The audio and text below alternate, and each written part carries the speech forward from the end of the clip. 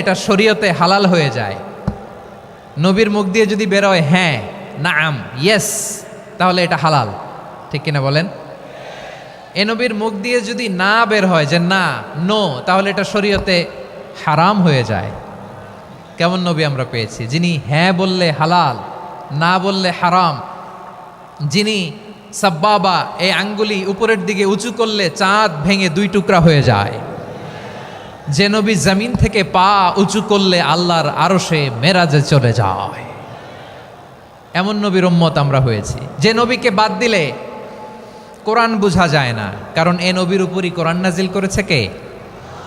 এ নবীকে বাদ দিলে হাদিস বোঝা যায় না, কারণ হাদিস তো এ নবীর মুখনিসৃত পবিত্র বাণী। সুবহানাল্লাহ পড়েন। এ নবীকে বাদ দিলে জান্নাত চেনা যায় না,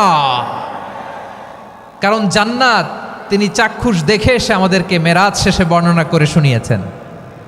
এ নবীকে বাদ দিলে জাহান্নাম চেনা যায় না, এ নবীকে বাদ দিলে আমার রবকে চেনা যায় না। ঠিক কিনা বলেন? তো বিশ্বনবীর 5টি বৈশিষ্ট্যের কথা